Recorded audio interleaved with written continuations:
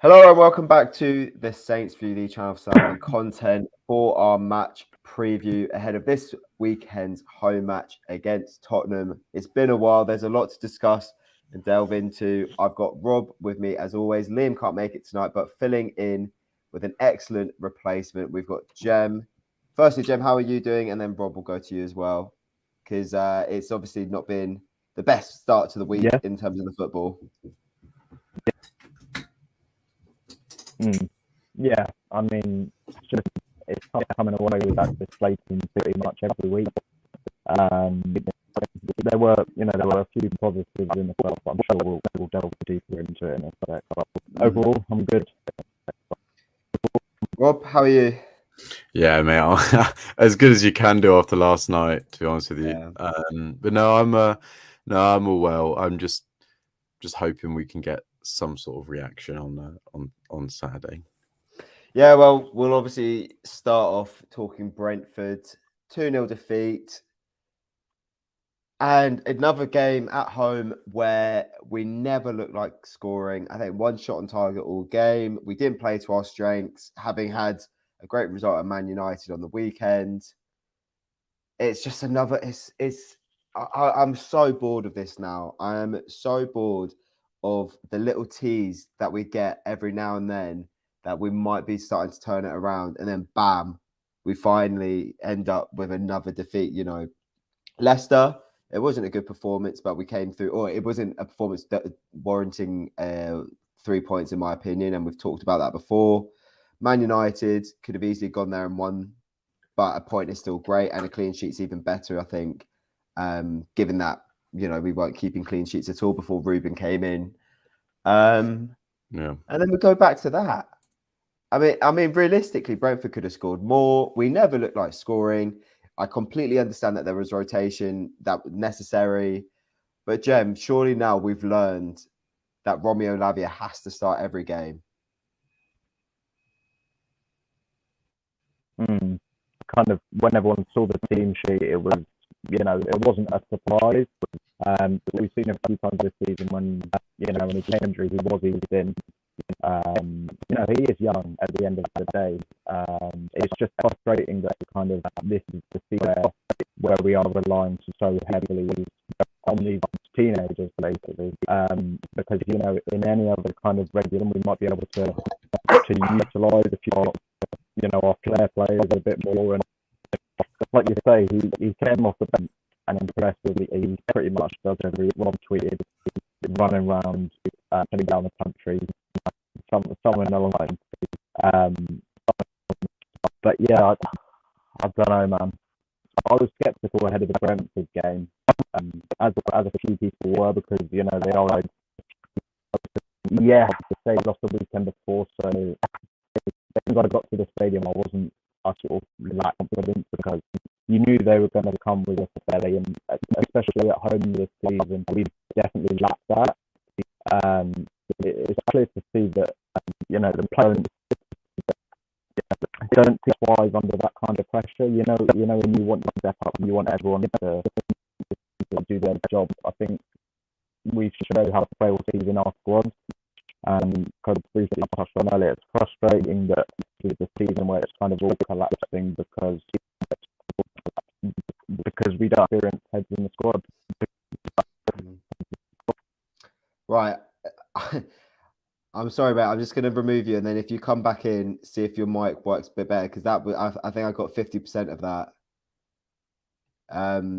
We'll get him back in, but yeah, I mean, the point he's making obviously is that Lavia is still very young, and obviously we've got to manage his minutes, especially given that he had a pretty lengthy spell out earlier in the season through injury. But it's 11 games to go.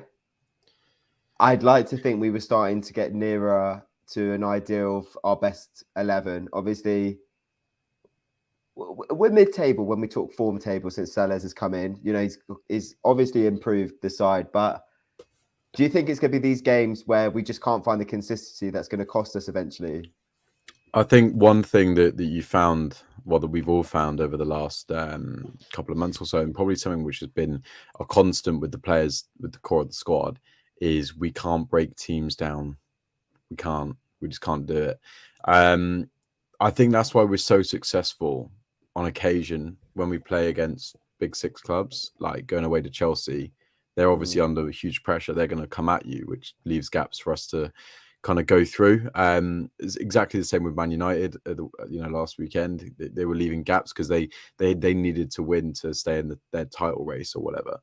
I just don't think we can break teams down like Brentford defensively. We know they've been really good this season, but I don't think they played all that well. Where we couldn't have got a goal or we couldn't have pressured them more.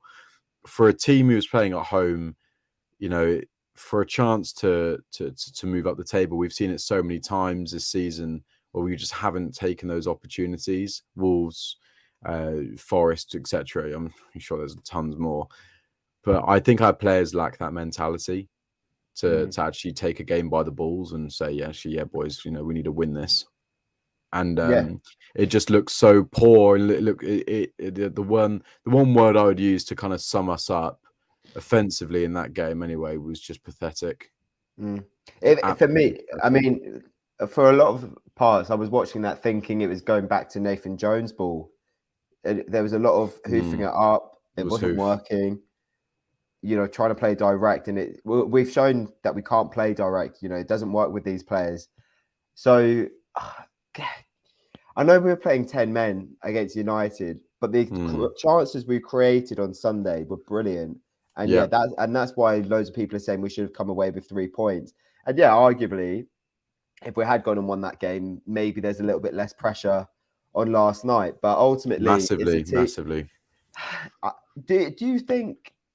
you think for the rest of the season, given that our fixture list is probably the trickiest out of everyone in that battle, do you think actually we've got, it's actually a plus because we do seem to save our best performances for these top sides when, the odds are against us, as opposed to the games where the odds are more so in our favour? It's really difficult, isn't it? I just don't feel confident if we play anyone around us, which is really, really bad. From what we've seen this season, as I said, it's just been dreadful. Every game we've kind of played against the teams around us, bar Everton away, has just been dreadful. But no, I understand what you're saying. From a mentality point of view, I'm sure the players want to play their best away at big six clubs, but if you can't do it when we play Brentford at home and only have one shot on target, then there's nothing that suggests that we should be able to do it at places like West Ham away or Arsenal away where we've got to go. So I just think that the squad just lacks the mentality to drag us out of the situation. Like we've done so well over the last 4 games before Brentford, so well to build a platform, and we just couldn't build on it. And at the end of the day, these games are going to be the ones that relegate us. As you said in a tweet, Dan, it's all about what ifs. I'm already thinking of 5 or 6 what ifs already. We got 2 what ifs from last weekend with Walcott missing 2 golden chances. So it's to be in this league and stay in this league, you need to be consistent. You need to be consistent, and you need to score goals, and that's something which we're really lacking at the moment. So I'm not sure what else we can say. Well, I think one positive I can take is obviously, generally speaking, because we haven't spoken for a few weeks, is the clean sheets. 3 and 5 undersellers in the league. It's very good. It's miles better than what we were doing before. And obviously clean sheets breed results, but the 2 victories have both been 1-0. Granted, when we've lost games, it hasn't been by big margins. But that to me, that communicates as an outsider, just look at those results, that there's not much about us. We're definitely not exciting to watch. And I think we're beyond performances now. We have been for a few weeks. We said that after the Leicester win, we're beyond performances. We need results. Yeah. The players have said it as well. And look, don't get me wrong, I'll hold my hands up. I think a lot of people actually felt that the Brentford game was going to be more difficult than the Spurs game. I think more people were worried about that, given the run they're on, how good they've been this season. In the last 3 games, we've really, really struggled against them. Bar that 4-1 win at home last season. But it's so deflating to just go from excited, even more excited after a couple of good results, smack down, right back down. It's horrible. And granted, I think there has been a lot of overreaction online because you look at the table, which is still mental to think. We are so lucky that this is the tightest relegation battle ever because we are 5 points off Palace. They lost again last night. They're sleepwalking towards that relegation zone. I think once we see more of these games in hand being played, we're going to get a much, much better idea of who's going to be able to stick it out and get through this and who's going to be really, really, really in trouble. But again, like you said, maybe we, have a positive. Maybe we've got the benefit of playing the teams that aren't near us for the majority of these final 11 games because it feels like to me every time we've had the opportunity, we've dragged ourselves further away from the teams around us when we've played them. I mean, Wolves have done the double over us this season. Aston Villa have done the double over us this season, and they've obviously pulled themselves away. Palace, we lost away to them. West Ham drew, and we have a poor record at their stadium when we've got to go there. We have to win at that. We have to win. Bournemouth's the only game this season where I've kind of thought, okay, well, we've actually been able to get a result over a team nearest. Luckily, we beat Leicester the other day, and they could well be in it for the remainder of the season. But it's just so deflating. It kills you. It absolutely kills you. Because it's the excitement. It's the hope that literally is the hope that kills you. Like going into that game, as you said, I ran a poll. 65% of Saints fans thought we'd win last night. I wasn't one of them. I thought Brentford would be a tough one. I was hoping for a draw. But I was expecting to see more guile. These players, they come out and they talk in these press conferences and they talk to the journalists after the game and they're like, Perrault, for example, he was given a lot last night. He always puts effort when he's on the pitch, but he's talking about how we need to be killers. And you see interviews with players and they're like, oh yeah, I'm confident of us staying up. We've got a real mentality. I think we're playing much better football, expressive football. And then you back it up by what is an absolutely shambolic, pathetic performance. Only one shot on target at home in such a big game for the club, and you just think, well, what's the point? It is just so frustrating, and that's why Saturday is so important. We have an international break coming up that we can use really to our advantage. We need to use this international break to prepare as best we can. So if we can do that by getting a point or 3 at Spurs, then that'll be phenomenal. But as you said, it's just such a maybe, isn't it? I'm genuinely like deflated and angry and upset by the performance. I'm frustrated. I think frustration is probably the best way to describe my emotion. I'm not surprised. It's just another frustration, and it's another setback in what's been such a exhausting season to be a fan. But it tells me so much that they're sending Perrault out because again, he's a player who puts in everything. And to be honest, goalkeeper included, none of that defense should be criticised at the moment, in my opinion. I think no, that's a fair comment. Yeah, I thought they were fine last night, apart from the I thought they were fine. Bazunu made a great save. Bazunu had another good game, or a decent game, satisfactory game, whatever you want to call it. He is getting better. And again, like you say, the only mistake was the goal, but that's also defending against one of the most informed strikers in the league. So it's if buts and maybes really, but we need to be seeing more. And more of these attacking players need to take responsibility. Yeah, absolutely. I had a look, and granted, part of he had missed a few games with injury, and he got his assist against Leicester. But Shea Adams hasn't scored a league goal since that goal at Liverpool. Good Lord. The game before the World Cup. My God. The game before the World Cup. So Nathan Jones' first game was the last time Shea Adams scored a Premier League goal. So I think he's had 10 appearances since then in the league. Is that all? I thought we more than that. I think he's had 10 appearances. It might be 11. Oh, of course, because Paul got a good run of games, didn't he? Paul got a good run of games. And also, obviously, Shea had 2 or 3 out with a little injury problem. But that tells you everything. And I saw loads of criticism of Onuachu last night, but you can count the amount of times we've actually been able to find him in the box on one hand since he's arrived. Yeah, I mean, I don't mind Paul. I thought when like his touches and link up play is pretty subpar. Like last night, he was basically a trampoline. But you're right. I mean, the amount of crosses we put into the box, I think, was a record for us this season or over the last couple of years, and not one of them had any quality on it. They were all over hit, under hit, too low, too high. Raya was catching loads last night, so it's just frustrating. Like, where does Paul, like where does he come into it? Because I think Che's better in the link up play.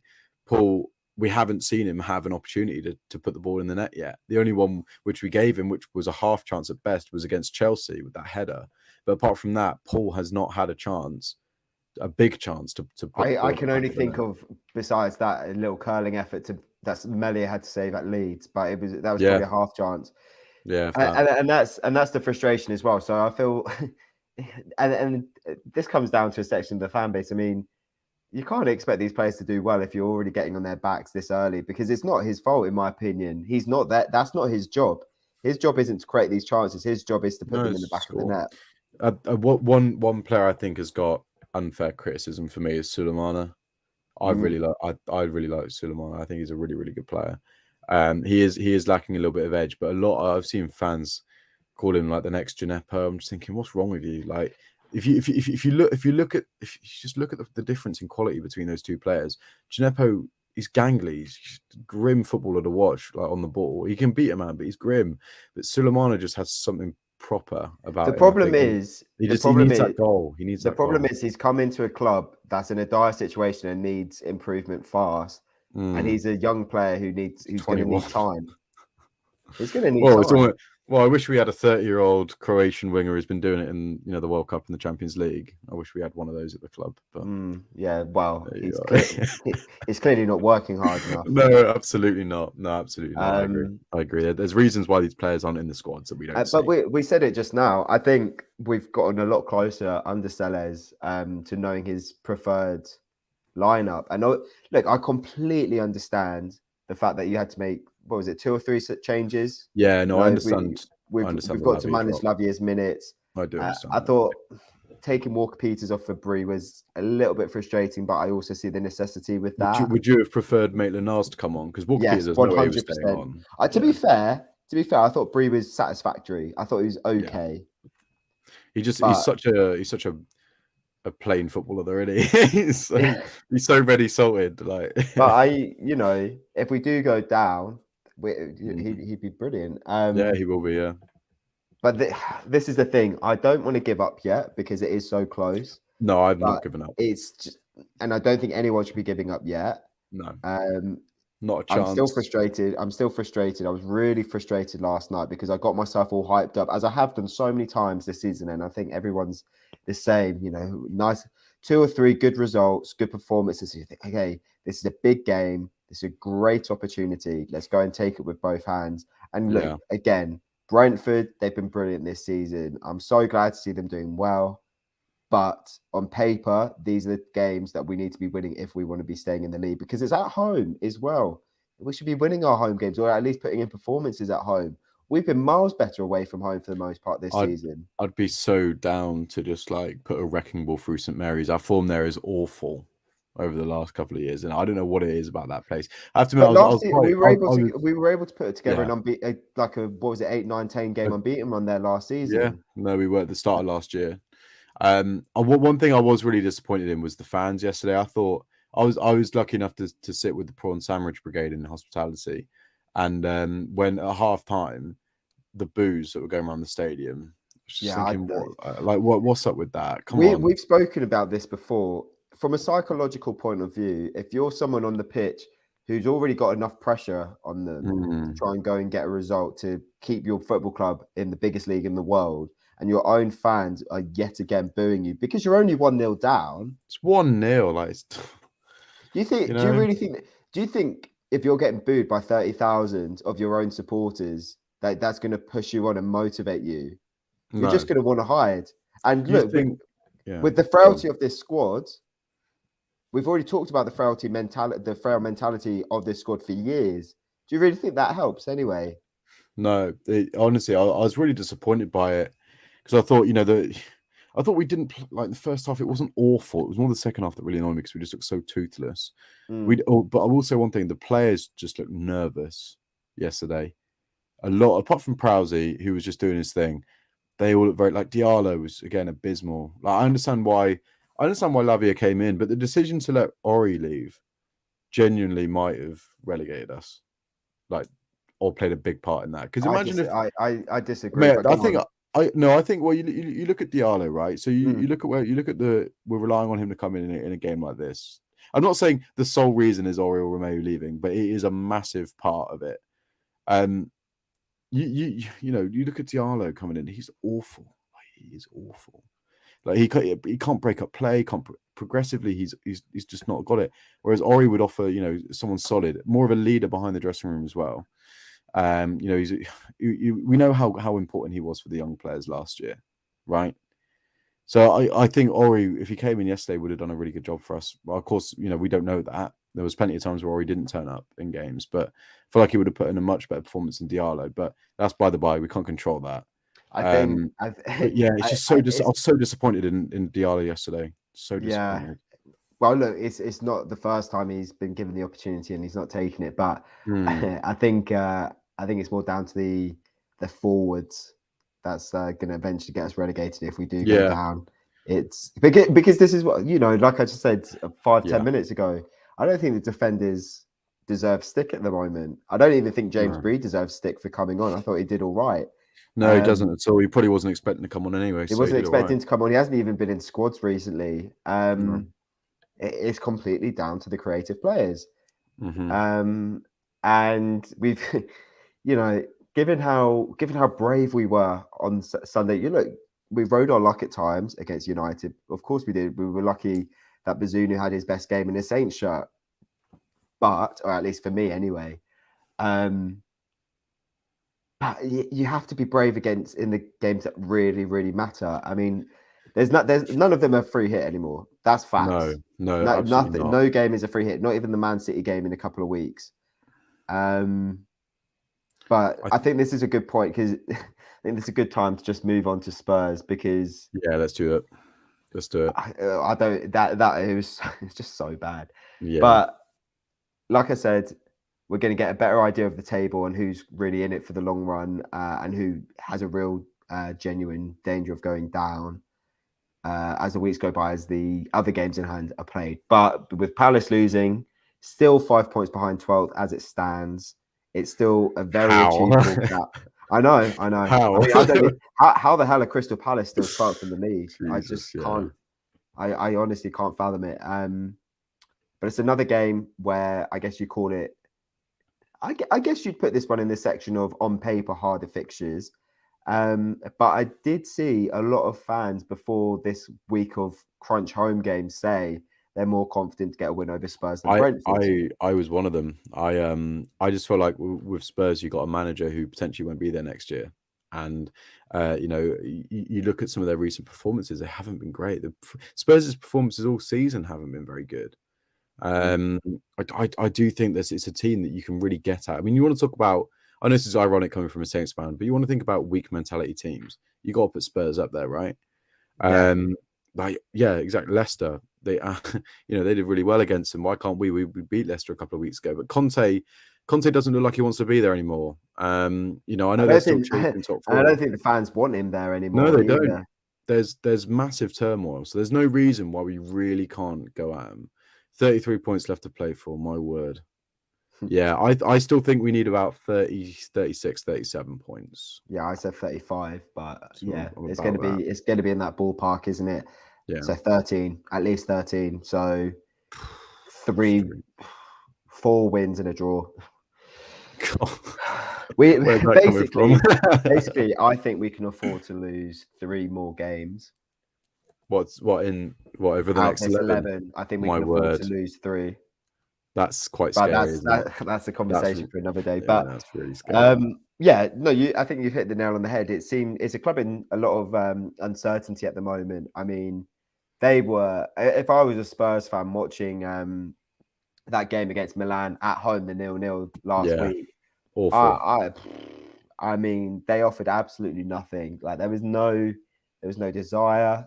no grit. No, they don't seem to have an identity. And I No. was listening to Total Saints pod the other day, and I thought they hit it. I can't remember who it was, but I thought that whoever was speaking hit the nail on the head when you flash back to the opening game of the season when we played them at their place. It was Glenn, And wasn't look, it? I think 4-1. Obviously, we weren't good. We were pretty poor, but they were pretty decent. I remember watching that, thinking they looked really good, really good. I thought, Kulusevski was unreal. Well, that's the thing, because I thought, God, we've spoken about Harry Kane and Heung-min Son for all these years, but now they've got this extra dynamic in Kulusevski, another option. Thought Højbjerg was good on the day, and to be fair, I think Højbjerg has been really good for them this season. Yeah, he has. He's been amazing. I think he'll be up there for their player of the season. Bentancur, another one was but ACL, phenomenal. That's a shame for them. Yeah, but he's not right. in. It's one of those where it just feels like they can't wait for the end of the season. I mean, to be knocked out of the FA Cup, given how much coverage they get for the lack of trophies, to be knocked out of the FA Cup by, bear in mind, an informed Sheffield United, but still a team from the division below. That and the fact that all the changes. I mean, there's been so many performances and results for Tottenham recently where I just think, it frustrates me, and I'm not even a Spurs fan. I've got no affinity to the club whatsoever. And it frustrates me just seeing that, because I'm like, God, if I'm a Tottenham fan right now, I must be pulling my hair out. Yeah, their squad is really talented. I think, like Pedro Porro, who come in, that's probably one of the best young fullbacks in Europe, right? Especially when he's used to playing a back five. And Emerson's getting game time. I know Emerson stepped it up in recent weeks, but longer term, you want to give those minutes to Porro. I just feel like they've got some really good players. In obviously Kane, Son's not been great this season, but still decent. But on their day, they have such a good team that it just isn't coming together for them recently. And this season as a whole, I mean, Harry Kane, he's had an unreal season, right? If Haaland wasn't in this league, Kane has had an unbelievable season, and it just doesn't get spoken about. Absolutely not. I mean, big phrase. He's had some great performances since he stepped in, so that's bang on time for his return to St Mary's when he, he pulls out one of those games where he's going to have an Arsenal game, isn't he? He's going to have an Arsenal game. You just know it. Pulls it out somewhere. Well, actually, he might not, because we might not actually create any chances. So maybe he's got a quiet day. Yeah, no, like I said, I'll be pulling my hair out if I was a Spurs fan. But I think the reasons for why a lot of fans, and myself included as well, was thinking this is probably the more winnable game for us, which is mental to say, but that kind of emphasizes how good Brentford are at the moment. Excuse me. But I think you look at that and you think, okay, so obviously hindsight's a wonderful thing, but prior to this run of 2 home games, if you said to me, okay, we're going to go full strength in one and we're going to have to make a couple changes for the other, 100%, I think everyone would have taken changes for Brentford and then go full strength against Spurs. I think so. At least I would. So if we think pretty similar, if not identical to how we set up for the Leicester and United games, I'd be content with that. I'd be happy. Absolutely. Absolutely. I wouldn't have any complaints. I think at some point we're going to have a real hard conversation about Theo Walcott, because I was singing his praises for a couple of his performances of late, but he has missed some big chances. He's missed some massive chances, but he's the only one getting into those positions. Like the run he made on Luke Shaw for that header, you won't see any other forwards making that run. Sure, Armstrong wouldn't have made that run, and as creative as he is, and I'll be honest, I'd quite like to see him start this game. I'd be happy with that. Or at least play 40 minutes. Yeah, and this is, I think, this is the other conversation. And we've also spoken so much about how we feel Shea's best in a 2. And have we seen Adams and Onuachu start together? Well, we saw it last night and it was dreadful. From the start, maybe. I don't know. But by then we just resorted to lumping it long. So I don't know. You're not wrong. But anyway, it's there's a lot of what ifs. There's going to be a lot of what ifs for the remainder of the season. But yeah, I don't know. I think obviously we're going to need a big performance for this one, but I do think it's an opportunity. And again, these players, for whatever reason, maybe it's because they want to put themselves in the shop window, but it seems that they save their best performances for the biggest teams, and obviously Spurs are no exception for that. It's so weird, isn't it, how they do that? I just It is don't get weird, it. but yeah, as Ryan says here, need to get something, even a point. Oh, that's so depressing, isn't it? But yeah, no, It's I true mean, though. absolutely. It's true. No, And then, absolutely, like it you is. said, I mean, I think the international break's coming at a very good time. I can't wait for the international break. Tristan, mate, it's not delusional yet. No, it's not delusional. I'm with him. Who was it? There was I think it was one of the NBC presenters. I mean, most people have Was it Joe Wright? I can't remember who it was, He's a but Saints fan.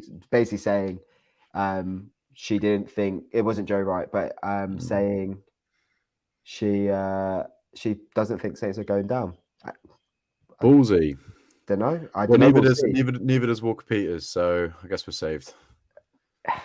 There you go. Yeah. Sorry, that's so cynical. But no, I know Rebecca Lowe, that was it. That was it, Rebecca Lowe. Yeah. Mate, it's still all to play for. 11 cup finals, as Pro put it yesterday. But Jesus, like, boys, just turn up. Like, how like, you just turn up. I'm begging you. Just put it. Like, no one last night, and I'm sorry to go back to Brentford, no one last night realised, hang on, fellas, we kind of need a win here, and we need a draw. Let's just grab the game by the scruff of the neck and just go for it. No one showed that tenacity or guile, and that is what will relegate a club. Is just no one showing that proactiveness to think, yeah, all right, come on, let's just sort this out. Come on, let's go. And it's so frustrating because they'll come out in post-match interviews and they'll say, you know, I've tried, you know, well we've all tried, you know, we thought we'd do better today. And I'm thinking, well, that doesn't matter. Like, words don't mean anything with the situation we're in. Only actions do. So pull your finger out and let's have the performances that we saw at Man United and Chelsea. And Leicester was, you know, I know it was a bad performance, but we still won. Who cares? As you said, performances don't matter at the moment. Points are the only thing that matters. So, lads, just pull your fingers out, for crying out loud. Like, you're paid thousands a week. Come on. You know? My worry is the fact that so many of our best performances this season, if not all, have come away from home. Yeah. They have. Yeah, they have. I mean, on the flip side, at least we'll see if the Leicester game was an anomaly. But I look at, you know, some of the teams in and around us, and I think for a lot of them, their home form is what would eventually keep them up. Everton, away from home, dreadful. Forest, besides their game, I mean, they weren't even good against us at St Mary's. I mean, away from home, but at home, they've been great. I mean, even Brentford, we had better away form than Brentford this season. We're 10th in the league on away form. Yeah, and that might just keep us up for some weird reason. Who knows? But obviously, you talk about Harry Kane, loves a goal against us. Heung-min Son, not the best season, loves a goal against us. Generally speaking, home form against Spurs isn't actually that bad. Obviously, there was that completely mad 5-2 defeat in lockdown. It was in lockdown. It doesn't exist. Who was there? Yeah, exactly. Right. You know what I mean? It could have been a simulation where Ralph just kept playing high line for whatever reason. But, you know, we've got a good draw against them last season. Yeah, it was a good draw. A draw in the FA Cup, beat them in the league with that Ings goal. We beat them with a priority free kick when we were struggling before. So it's not out of the ordinary. And to be honest, I think this is probably the worst. I'm trying to think in terms of context when Spurs have come to St Mary's. I think this is probably the worst shape Spurs have ever been in, or at least for a while. They were good last year. Well, when they met us last year, it was December, wasn't it? Yeah, it was the last. Yeah, just after Boxing Day. Yeah, they looked all right. I mean, at the time they were doing really well because that was when, you know, Conte had just come in and they'd flying. Well, Salisu got sent off that game. I think we played most of it with 10 men. He did. Yeah. No, I've completely forgot about that. Of course he did. Yeah. No, but I think you're right. This is the worst Spurs side that we're good, which is so weird. I mean, imagine saying that at the start of the season when they just pumped us 4-1. But Yeah, no, it's an opportunity, and it's an opportunity that can't go miss. We've missed too many. As you said, no games are free hit anymore. We have to see a performance, but more importantly, we have to see points. It's as simple as that. We have to go into that international break on the back of a result, whether that's a Yeah, we draw need or a something. win. Well, I think we've said enough. Just as we kind of wrap it up, how do you see it going? Who would you like to see start? God. Oh, I genuinely couldn't tell you. I had a sound to beat Brentford 2-0, I think. So my score predictions are pretty mudded. I think it's important that we keep the defence the same. If Walker Peters is fully fit, which we're expecting he is, then it's no brainer. Baz, KWP, Bednarek, Bella Kotchap, and Perot. Lavia comes straight back in. He was so good in that 4-1. It was so good. Tiredness, they get paid too much, get tired. Lavia, Charlie, JWP picks itself. Sulemana, I'd start Che because I just think he offers a little bit more. But I wouldn't mind seeing Paul come on if we're losing. Nice. I like it. Passes old neighbour. And then right wing, I mean, it doesn't look like a Dozy is going to come back into the fold, unfortunately. So I'll go Armstrong. I echo that 100%. It is interesting. That's a good point, actually. I think that's quite a good narrative, scoring a free kick against his best mate. That'd be class. Well, if he does the golf swing celebration in front of him when he's played golf together, that'd be great. Yeah, no. Well, I hope Fraser doesn't get a boo. Jesus, because he shouldn't get a boo. He's done nothing wrong. I know he was good for us in the grand scheme of things. Last year. In terms of tell me about it. In terms of that lineup, I think you're spot on. I mean, my predictions have been all over the place recently. I predicted a defeat against Leicester. I got draw. I said score draw against United. Nice. So got that, but then again, I said a win last night. I'm gonna go one each. Oh, I've got you picked mine. I was gonna go 1-1. I'm gonna go 1-1. I'll join you on 1-1. I think a point would be a pretty good result. Obviously, we're looking at what everyone else is doing, but to be honest, I don't think we need to seriously be worrying about that until a few weeks after the international break. Because after this game, we've got 10 games, and the margins are still really small. 10 games, man, to decide. Oh, see, it is mental, isn't it? How big it is. 10 games, but that's just under a quarter of the entire season. And this season feels like it's gone on for 3 years. It's been so draining. 10 games within 2 months. So it's a big one. But yeah, I do think we're gonna benefit from having our best 11 kind of starting this game, or best available 11. Given that we'll probably see Lavia start this one. Yeah. But yeah, I think as much as Theo has been trying, I think we might have to try a bit of Stuart Armstrong. We need creativity. And I think that's what we're lacking. Can help the wing. Yeah. No, I agree. Well, so good against Chelsea. Yeah, no, it's it's all nervy. It's gonna be it's gonna be a real fun 2 months. Yeah. But thank you everyone who has joined live, or if you're watching after the stream. As always, follow us on our socials if you haven't yet already. Subscribe to the channel if you're new, and we'll see you after the Spurs game to talk about hopefully a big result going into the international break. Thank you, everyone.